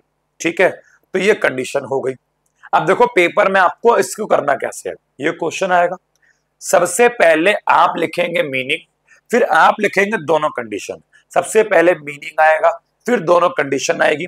अब इन कंडीशन को थोड़ा एक्सप्लेन करना पड़ेगा। एक डालेंगे heading explanation of condition. Condition number 1 वही है कि इंडिफरेंस कर्व का जो स्लोप है मतलब एमआरएस वो बराबर होना चाहिए किसके, बजट लाइन के स्लोप के, मतलब px अपॉन पी वाई के। लेकिन क्या होगा, हाँ भाई क्या होगा यदि ऐसा हो जाए कि अगर M R S X Y ज्यादा हो जाए किससे, px अपॉन पी वाई से, तो भाई इस स्थिति में क्या होगा, क्योंकि कंडीशन क्या है जी, कंडीशन है M R S X Y भाई बराबर होना चाहिए px अपॉन पी वाई के। लेकिन मान लीजिए ये ज्यादा है, M R S X Y ज्यादा है px अपॉन पी वाई से, तो इक्विलिब्रियम में कैसे आएंगे। तो भाई मेरी बात सुनो, अगर M R S X Y ज्यादा है तो इसे कम करना पड़ेगा। पता है क्यों, क्योंकि आपको पता है px अपॉन पी वाई तो कांस्टेंट रहता है, px अपॉन पी वाई तो सेम रहता है। आप प्राइस में चेंज नहीं कर सकते, आप एक कंज्यूमर हो, आप केवल अपने कंजम्पशन में चेंज कर सकते हो, आप केवल M R S X Y में चेंज कर सकते हो, आप प्राइस में चेंज नहीं कर सकते। समझ में आ गया, तो ये तो कांस्टेंट रहेगा, तो केवल M R S X Y में चेंज होगा। अब ये ज्यादा है, ये ज्यादा है, देखो ये है px अपॉन पी वाई और ये है M R S X Y, ये ज्यादा है, तो इसे कम करना है। और M R S X Y पता है कम कब होता है, ये कम तब होता है जब गुड एक्स का कंजम्पशन ज्यादा करूंगा और गुड वाई का कंजम्पशन कम करूंगा। जब गुड एक्स का कंजम्पशन ज्यादा करूंगा और गुड वाई का कंजम्पशन कम करूंगा, तो ऐसे केस में जो मेरा M R S X Y है वो घटेगा। और ये कब तक घटेगा, ये तब तक घटेगा जब तक कि दोनों बराबर ना आ जाए और हमारा कंज्यूमर वापस से इक्विलिब्रियम में ना आ जाए। अब भैया हम कैसे मान ले कि एक्स बढ़ना चाहिए वाई घटना चाहिए, तो बेटा अगर आपने पिछली वीडियो में इंडिफरेंस कर्व पढ़ा हो, मैं दिखाता हूं आपको, मेरे पास तो सब मौजूद है भाई सब। चलो आप यहां देख लो, आप यहां देखो, देखो ये M R S X Y है, देखो ये 3 2 1 ये घट रहा है। और आप खुद देखो ये कब घट रहा है, ये कब घट रहा है, जब x का कंजम्पशन 1 से 2 2 से 3, तो M R X X Y घट रहा है। और ये घटता कब है, जब x का कंजम्पशन होगा क्या ज्यादा, और y 10 से 7 7 से 5 5 से 4, y का कंजम्पशन कम। अगर मैं x ज्यादा खाऊंगा और y कम खाऊंगा तो मेरा M R S X Y घटेगा, जो कि मुझे आप देख लो घटाना ही था। बिकॉज जब ये घटेगा, कहां गया बे, हाँ भाई जब ये घटेगा तभी तो इक्विलिब्रियम में आएगा।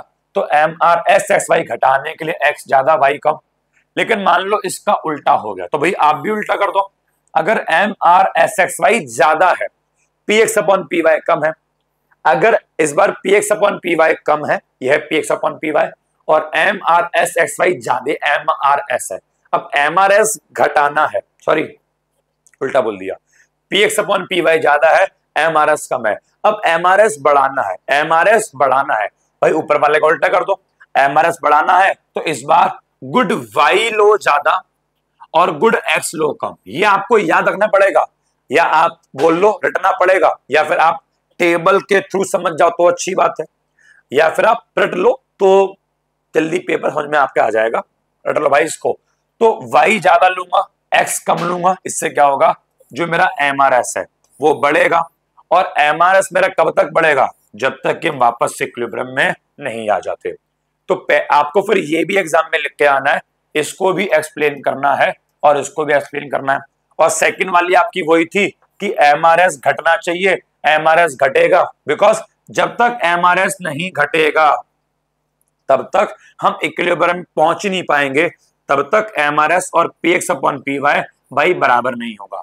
और एमआरएस के घटने का मतलब क्या है, एमआरएस से घटने का मतलब क्या है कि इंडिफरेंस कर्व कॉन्वेक्स होना चाहिए। ठीक है। अगर एमआरएस नहीं घटेगा तो हम इक्विलिब्रियम में नहीं आ पाएंगे, ठीक है। वही लिखा है, if it does not fall, अगर यह नहीं घटेगा, consumer will not reach equilibrium, हम इक्विलिब्रियम को प्राप्त नहीं कर पाएंगे। फिर आप इन दोनों कंडीशंस को एक्सप्लेन करेंगे और उसके बाद बनेगा ये डायग्राम, और फिर आप इसको एक्सप्लेन करेंगे, तब जाके आपको पूरे 6 नंबर मिलेंगे, ठीक है। तो यहाँ पे कंज्यूमर इक्विलिब्रियम का जो मोस्ट इंपॉर्टेंट टॉपिक था भाई, मैंने वो भी आपको पढ़ा दिया, ये भी समझ में आ गया होगा।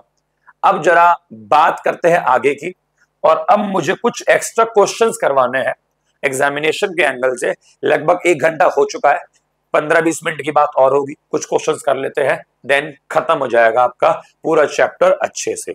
चलो भाई, पहला क्वेश्चन, न्यूमेरिकल्स क्वेश्चन की बात करूंगा, थ्योरी वाली बात नहीं कर रहा, न्यूमेरिकल्स क्वेश्चन की बात करूंगा।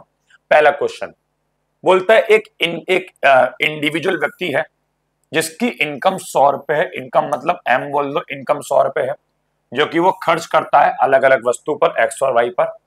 बोलता है एक्स और वाई के प्राइस 5 रुपए, मतलब ये एक्स के प्राइस हो गए पी एक्स मान लो, और 10 रुपए ये वाई के प्राइस हो गए पी वाई मान लो। चलो भाई, अब कुछ क्वेश्चंस के आंसर दो। आपको 3 बातें गिवन है, इनकम गिवन है, एक्स के प्राइस और वाई के प्राइस। पहला, राइट द इक्वल, बेटा इक्वल नहीं, ये क्वेश्चन इक्वेशन है। Write down the equation of budget line, तो लिखते हैं इक्वेशन।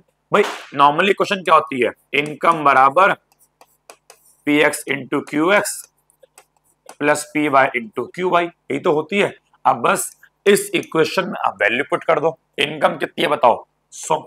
अरे केवल ये मत लिख के आ जाना, अगर आप केवल ये लिख के आगे वैल्यू पुट नहीं करी तो नंबर नहीं मिलेंगे। अब वैल्यू पुट करो, इनकम है 100, एक्स के प्राइस बोलो, एक्स के प्राइस है 5, तो 100 इज इक्वल टू 5। अब क्यू एक्स के स्थान पे आप चाहो तो केवल एक्स बोल दो, प्लस वाई के प्राइस बोलो जी, वाई के प्राइस है 10, और क्यू वाई के स्थान पे आप चाहो तो केवल वाई बोल दो, तो इक्वेशन हो गई 100 is equal to 5x plus 10y। लो जी, पहला क्वेश्चन हो गया, ठीक है। अगला question, write the slope of budget line, बताओ बजट लाइन का अगर आपसे स्लोप पूछा है तो फॉर्मूला क्या होता है जी, P X upon P Y, आगे माइनस का साइन, माइनस का लगा दो माइनस। एक्स का प्राइस कितना है जी 5, वाई का प्राइस कितना है जी 10, 5/10 करोगे तो माइनस का 0.5 हो गया आपके सेकंड का answer. Slope of budget line हो गया माइनस का 0.5। अगला क्वेश्चन नंबर 3 बोलता है कि क्या एक कंज्यूमर 4x और 8y के कॉम्बिनेशन को खरीद सकता है, क्या वो उसको बाय कर सकता है, रीजन दीजिए। तो भाई पहले चेक करते हैं, 4x प्लस 8y का कॉम्बिनेशन बोला है, इसका मतलब पता है क्या है कि उसको x 4 खरीदनी है, और x के प्राइस क्या है जी, x के प्राइस है 5 रुपए, तो यहाँ पे 5 आ गया। y 8 खरीदनी है जी, और y के प्राइस क्या है जी 10 रुपए, तो y 10 आ गया। अब इसको सॉल्व करते हैं आगे, 4 पंजे 20 और 10 की 8 से 80, तो यहाँ पे आपका आ गया 100। तो आप पहले इतना लिखेंगे, मेरे पास जगह कम है, आप लिखना है ये, फिर उसके नीचे ये, उसके नीचे, उसके नीचे, आप लिखना लाइन वाइज, ठीक है। मेरे पास जगह कम है इसलिए लिखा है मैंने ऐसे। फिर आप बोलोगे कि यस, कि हाँ जो हमारा कंज्यूमर है वो इसे खरीद सकता है, yes consumer can buy this combination. क्यों? बिकॉज इट्स कॉस्ट, कॉस्ट माने खर्चा, बिकॉज इसका जो खर्चा है, because it's cost is equal to, वो किसके बराबर है, because it's cost is equal to consumer income, because इसका खर्चा कंज्यूमर की इनकम के बराबर है। आप भाई ये लिख के आएंगे रीजन में, ठीक है, ये हो गया रीजन। अगर खरीद नहीं पाता तो बोलते because it's cost is not equal to consumer income, ठीक है। चलिए थर्ड भी हो गया। अगला क्वेश्चन, क्वेश्चन नंबर 2, ये भाई बढ़िया क्वेश्चन है। इस क्वेश्चन नंबर 2 को मैंने एक लेंथी क्वेश्चन बनाया है, इस क्वेश्चन में मैंने बहुत सारे पार्ट्स ऐड करे हैं ताकि हर प्रकार का सवाल क्लियर हो जाए, हर प्रकार का सवाल आप निपटा लो। ठीक है, बहुत ही बेहतरीन क्वेश्चन क्रिएट करा है मैंने आप लोगों के लिए। देखो भाई, अवंतिका है, उसके पास 600 रुपए है, तो ये हो गई अवंतिका की इनकम हो गई, m बराबर 600। उसको जो है बिस्किट परचेज करने हैं, बिस्किट के प्राइस क्या है 10 रुपीज, तो ये हो गए बिस्किट के प्राइस 10 रुपए के। और पेस्ट्री के प्राइस क्या है जी, वो 50 रुपए हो गए पेस्ट्री के प्राइस। चलिए, write down the again equal नहीं इक्वेशन, बजट लाइन की क्वेश्चन पूछिए, तो डायरेक्टली मैं लिख दूं क्वेश्चन, तो डायरेक्टली क्वेश्चन क्या बनेगी, इनकम। इनकम कितनी है जी, मैं लिख रहा हूं डायरेक्टली क्वेश्चन, तो इनकम कितनी है जी, इनकम है 600 is equal to P X, X के प्राइस मतलब बिस्किट मान लो कितने है जी, इसके प्राइस है 10। अब देखो यहाँ वस्तु एक्स तो नहीं है, बी है, बिस्किट है, तो यहाँ पे 10 बी बोल दो, कोई दिक्कत तो नहीं है, मैं 10 बी बोल दो, कोई दिक्कत तो नहीं, बी माने बिस्कुट। और पेस्ट्री के प्राइस क्या है 50, और इसको मैंने 50 पी बोल दिया, तो ये बन गई equation 600 is equal to 10 B plus 50 P. आप चाहो तो लिख देना अपने पेपर में कि बी माने क्या है जी, बी माने बिस्किट्स, और पी का मतलब क्या है जी, पी का मतलब है पेस्ट्रीज। ठीक है, ये हो गया आपका क्वेश्चन नंबर 1, ये हो गया आपका question number 1, 600 is equal to 10 B plus 50 P. ठीक है, चलिए अगला, write the slope of budget line. अब आपसे स्लोप पूछा है, ये स्लोप होता है माइनस का P X upon P Y, ये स्लोप होता है बजट लाइन का, is equal to minus X का प्राइस बोलो 10, वाई का प्राइस बोलो सॉरी हाँ 50, ऐसी बोल दो, तो ये बन जाएगा माइनस का सॉल्व करोगे 0.2 बन जाएगा, तो माइनस का 0.2 हो गया इसका स्लोप। अगला क्वेश्चन तीसरा, if the price of the pastries increases to 75, अगर पेस्ट्री के प्राइस बढ़ जाए तो बताओ बजट लाइन पर क्या इंपैक्ट पड़ेगा। हाँ जी, अगर पेस्ट्री के प्राइस बढ़ जाए, बेटे एक बात बताओ, बजट लाइन पर इंपैक्ट पूछा है, ये है मान लो मेरी बजट लाइन। ठीक है, यहां पे शो करे मैंने बिस्किट, और यहां पे शो करी मान लो मैंने पेस्ट्री, समझना बात को बहुत ध्यान से, यहां पे शो करे बिस्किट, यहां पे शो करी पेस्ट्री। उसने बोला पेस्ट्री के प्राइस बढ़ गए, तो प्राइस बढ़ गए तो उससे क्या होगा जी, प्राइस अगर बढ़ जाएंगे तो पेस्ट्री कम खरीद पाएंगे, तो पेस्ट्री वाला पॉइंट अंदर की ओर आ जाएगा। क्या बिस्किट के प्राइस चेंज हुए जी, नहीं चेंज हुए, तो हमारा कर्व बन जाएगा ऐसे अंदर की ओर। तो आप ये डायग्राम बना के आ जाएंगे और यहाँ पे लिख देंगे, बताओ क्या हुआ है जी, तो यहाँ पे लेफ्ट वर्ड शिफ्ट हुआ है, क्या हुआ है जी, यहाँ पे लेफ्ट वर्ड शिफ्ट हुआ है, बट कौन से एक्सिस पे, तो अलोंग एक्स एक्सिस। आप ये लिख के आएंगे और आप ये डायग्राम भी ऐसा बना के आएंगे, एक्स वाई 0 लिखना आप लोग पूरा, ये पूरा पेस्ट्री, ये पूरा बिस्किट, समझ में आ गया। क्वेश्चन नंबर 3 भी हो गया। चलिए अगला, what is the marginal rate of substitution, MRS पूछ रहा है, बताओ एमआरएस क्या होगा अगर अवंतिका इक्विलिब्रियम में है। अब भैया एमआरएस की तो यहां कोई बात बोली नहीं है, हम एमआरएस कैसे निकाले, लेकिन यहां मुझे हिंट दे रखा है, अवंतिका इक्विलिब्रियम में है, और जब इक्विलिब्रियम में होते हैं तो M R S X Y बच्चों P X upon P Y के बराबर होता है, और P X upon P Y हमने क्या निकाला था बताओ अभी 0.2, तो आप माइनस का बोल लो तो या प्लस का बोल लो, 0.2 बोल दिया, क्योंकि माइनस केवल क्या शो करता है रिलेशन को। तो हो गया आपका चौथे का आंसर कि एमआरएस की वैल्यू क्या होगी 0.2, बिकॉज जब हम इक्विलिब्रियम में होते हैं, याद करो, तो इक्विलिब्रियम में MRS P X upon P Y के बराबर होता है, और उसको मैंने सॉल्व किया था, जो कि मेरा क्या आया था जी 0.2 आया था। क्वेश्चन नंबर 4 भी हो गया। क्वेश्चन 5 बोलते हैं ऐसे कोई दो सेट या दो कॉम्बिनेशन बताइए दो गुड्स के जो अवंतिका के बजट सेट से बिलोंग करते हैं। बेटा बजट सेट से बिलोंग करने वाले कोई दो कॉम्बिनेशन बोलो, मतलब कहने का ये है कि उसका जो खर्चा है या तो इनकम के बराबर हो या इनकम से कम हो। ठीक है, तो कोई दो कॉम्बिनेशन बोलो। चलो भाई ट्राई करते हैं, कॉम्बिनेशन 1 बनाने का ट्राई करते हैं और कॉम्बिनेशन 2 का ट्राई करते हैं। चलो भाई, अच्छा मैं एज्यूम करूं कि अगर मैं मान लो पहला वाला मेरा चलो मैं लिख दूंगा बी। मैं एज्यूम करूं कि अगर मैं एक बिस्किट और एक पेस्ट्री लूं तो क्या ये खरीद सकते हैं हम लोग? तो भाई खरीद सकते हैं, बिकॉज अवंतिका के पास 600 रुपए है। अगर एक बिस्किट लूंगा 10 रुपए का, एक पेस्ट्री 50 रुपए की, तो 60 रुपए तो खर्च होंगे।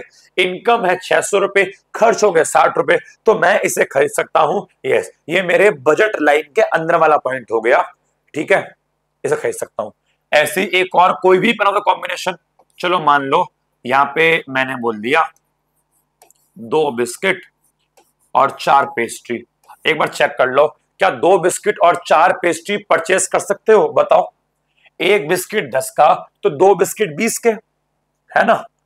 एक काम करूं, मैं यहां लिख दूं, क्या लिख देता हूं कि इसको खरीदूंगा, इसको, तो मेरे कुल मिला के 60 रुपए खर्च होंगे, जो कि मेरी इनकम से कम है, तो मैं इसे खरीद सकता हूं।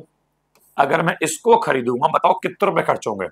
तो एक बिस्किट कितना का आता है जी? 10 का। 2 बिस्किट हो गए 20 के, ठीक है, तो 20 के बिस्किट हो गए। पेस्ट्री 50 की, 4 पेस्ट्री, एक 50 की, 4 5 चौक 20, 200। तो यहां पे खर्च कितना हो कुल मिला के? 220 खर्च होंगे। ये भी मेरी इनकम से कम है, मैं इसको भी खरीद सकता हूं, बजट सेट का पार्ट है। तो कोई 2 कॉम्बिनेशन बोले थे भाई, हमने बना दिए। चलो क्वेश्चन नंबर 6 देखते हैं। How many units can she purchase if she spend entire income on pastry? अगर वो सारा पैसा पेस्ट्री पे लगा दे तो कितनी मात्रा खरीद पाएगी पेस्ट्री की?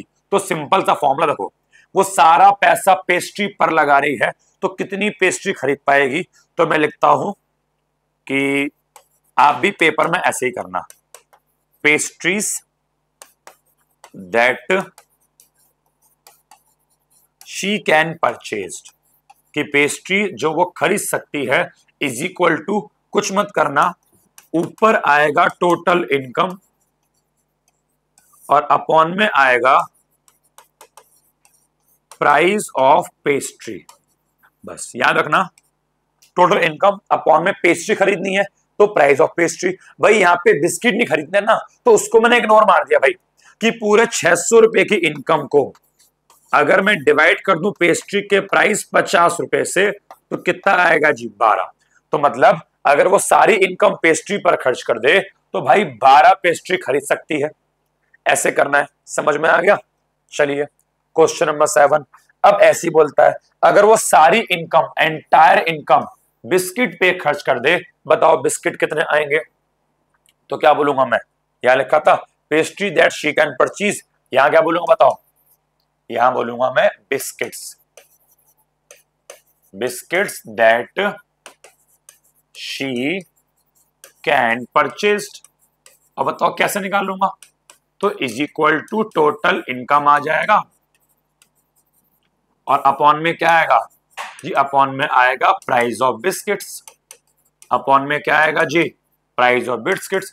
टोटल इनकम 600, बिस्किट का प्राइस 10 रुपए है, तो कुल मिला के भाई सब 60 बिस्किट खरीद लेंगे। हो गया क्वेश्चन नंबर 7 का भी आंसर। सिंपल सिंपल क्वेश्चन है। चलिए आगे बढ़ते हैं क्वेश्चन नंबर 8 पर।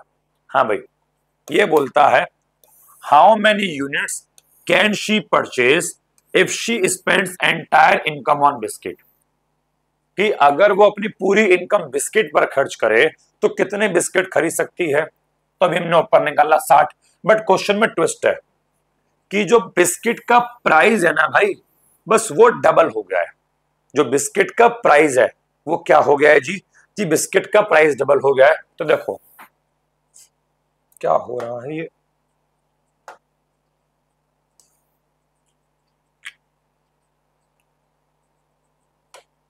अबे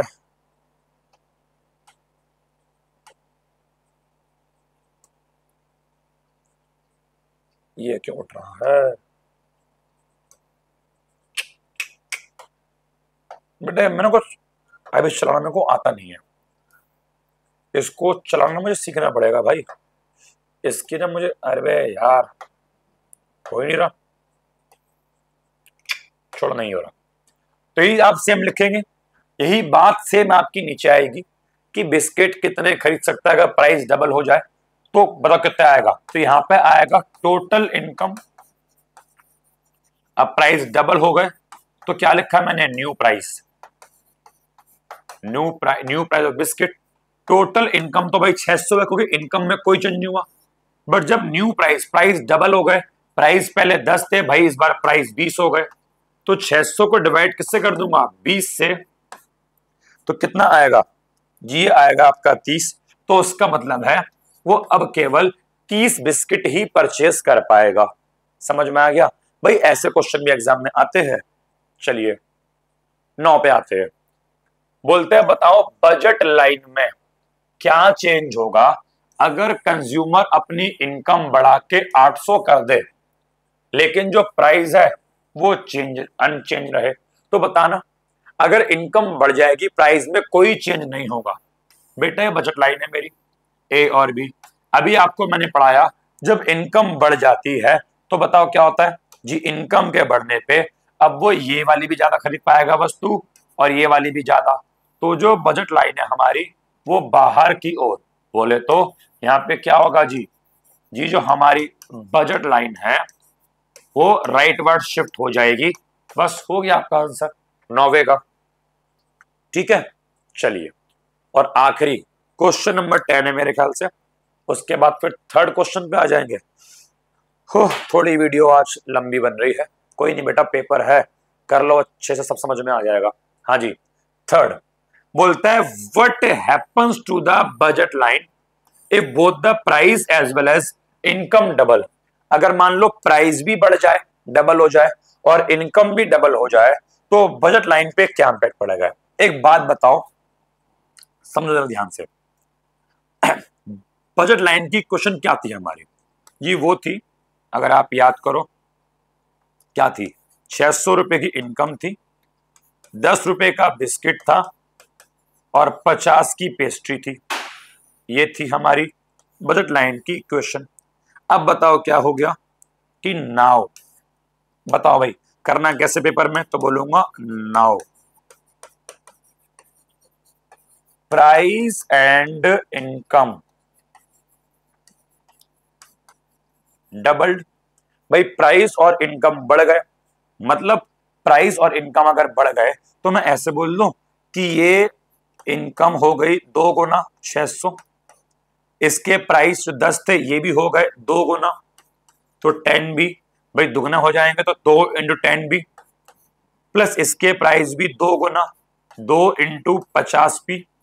बताओ कोई दिक्कत जी, कोई दिक्कत नहीं। आगे बढ़ते, आगे सॉल्व करते हैं। 2 गुना इंटू 600 आप ऐसे ही रहने दो।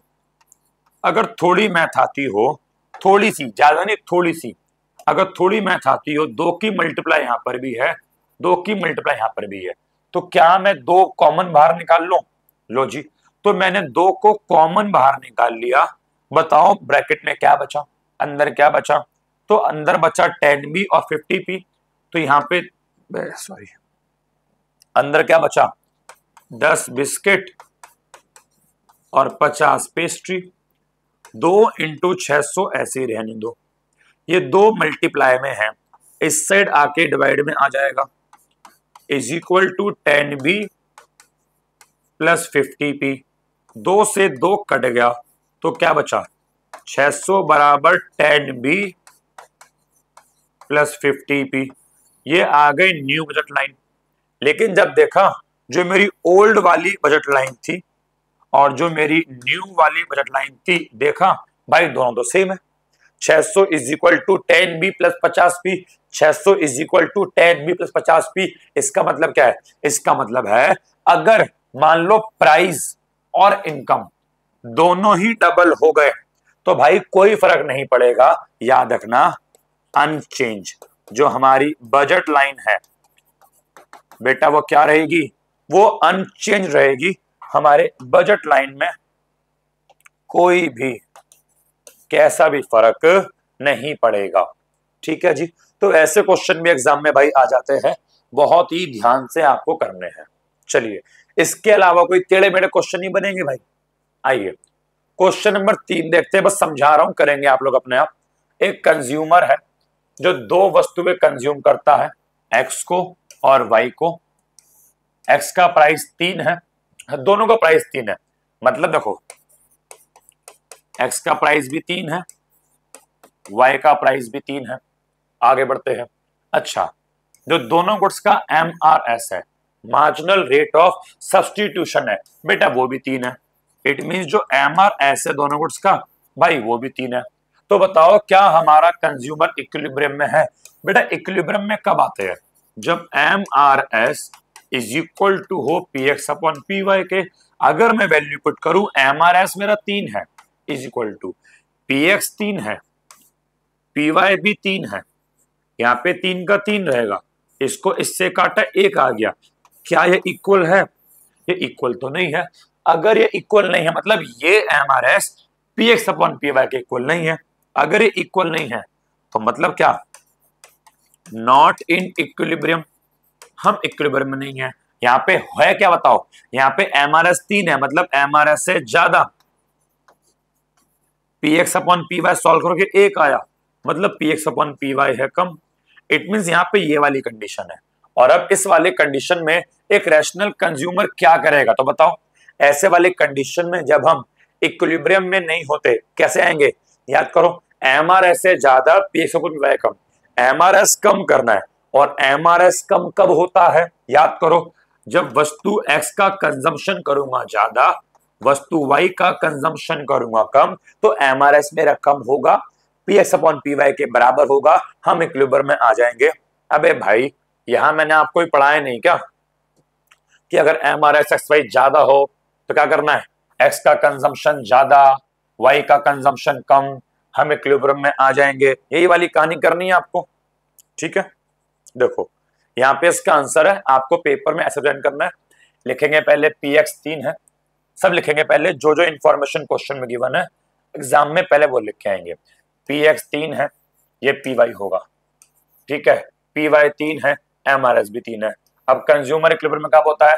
जब दोनों आपस में क्या हो जी? बराबर हो। लेकिन हमारे क्वेश्चन में हमारा कंज्यूमर नॉट इक्विलिब्रियम में नहीं है, MRS XY ज्यादा है जो कि 3 है। PX अपॉन PY में सॉल्व किया था तो 1 आया था ना, तो भैया ये 1 है, तो MRS XY है ज्यादा, ये 3 है और ये 1 है। अब ऐसे केस में कंज्यूमर क्या करेगा? तो जब MRS XY ज्यादा होता है PX अपॉन PY से, वही वाली कहानी भाई, तो ऐसे केस में कंज्यूमर ज्यादा कंज्यूम करे, किसको?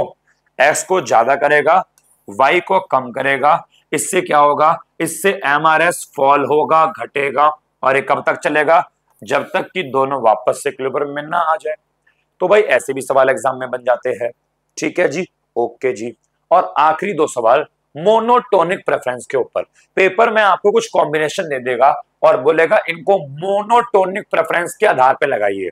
तो भाई सुनो, मोनोटोनिक प्रेफरेंस बोलता है कि जो वस्तु हमको पसंद होती है ज्यादा, हम उसका कंजम्पशन भी करते हैं ज्यादा।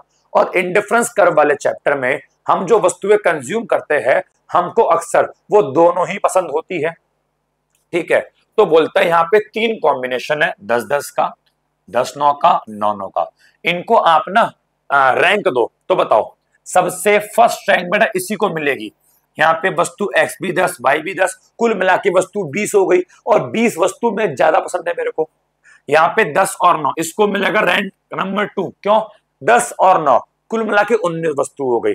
यहाँ पे 20 वस्तु। याद रखना, मोनोटोनिक प्रेफरेंस में क्या होता है? जितनी ज्यादा वस्तु होगी उतना ज्यादा मजा आएगा। यहाँ पे वस्तु 20 है तो ज्यादा मजा इससे आएगा, यहाँ पे 19 है तो इससे मजा कम आएगा। यहाँ पे 9 और 9 है, केवल 18 वस्तु है, इससे मजा और कम आएगा, इसको थर्ड रैंक मिलेगी। तो देखो रैंक 1 10-10, रैंक 2 10-9 और रैंक 3 9-9। क्वेश्चन नंबर 5 बताओ, एक कंज्यूमर है, वो मोनोटोनिक प्रेफरेंस को मान लो फॉलो करता है। अब बताओ उसके पास 2 बंडल है, 10 और 8 का, 8 और 6 का। क्या वो दोनों बंडल पे इंडिफरेंट है? बच्चों इंडिफरेंट का मतलब होता है सेम, मतलब जो डिफरेंट नहीं है। तो मतलब क्या उसके लिए दोनों बंडल इंडिफरेंट है? इंडिफरेंट माने दोनों बंडल सेम है? भाई सेम तो नहीं है। 10 और 8 18 वस्तु यहां पे आ रही है, 8 और 6 14 वस्तु यहां पे आ रही है। भाई 10 और 8 18 वस्तु, ये ज्यादा है, ये वस्तु कम है। वो इस कॉम्बिनेशन को 10 और 8 को प्रेफरेंस ज्यादा देगा, यहां ज्यादा वस्तु है, इसको प्रेफरेंस कम दे, कम वस्तु है। तो दोनों बंडल उसके लिए सेम नहीं है, ये उसको देगा मजा ज्यादा और ये देगा उसको मजा कम। वही बोलता है कि नो, ये दोनों सेम नहीं है। वो किसको प्रेफरेंस देगा? तो वो 10 और 8 को पहले प्रेफरेंस देगा। किसके ऊपर? 8 और 6 के ऊपर, क्योंकि 10 और 8 में क्या है भाई? ज्यादा वस्तुएं है। समझ में आ गया आपको? तो ये है आपका मोनोटोनिक प्रेफरेंस के ऊपर क्वेश्चन। और यहां पे मैं थैंक यू बोलना चाहूंगा, बिकॉज इंडिफरेंस कर्व का पूरा चैप्टर अच्छे से डिटेल में हर एक चीज भाई समझा दी गई है, एक्स्ट्रा क्वेश्चन भी करवा दिए गए हैं। और अगर अब भी नंबर कटवाते हो तो भाई सब पिटोगे बहुत तुम। ठीक है, आप अच्छे से चैप्टर पूरा बच्चों कर लो, रिवाइज कर लो, याद कर लो, पढ़ लो, एमसीक्यूज जो आपको प्रोवाइड किए गए हैं वो भी कर लो। और कुछ ना आए भाई मुझसे पूछना, मैं आपके लिए 24 घंटे अवेलेबल हूं। ठीक है, तो आज के लिए इतना काफी है। नेक्स्ट वीडियो आपको प्रोवाइड की जाएगी नेक्स्ट चैप्टर की। ठीक है, तो चलिए, thank you so much, bye bye, God bless you, take care.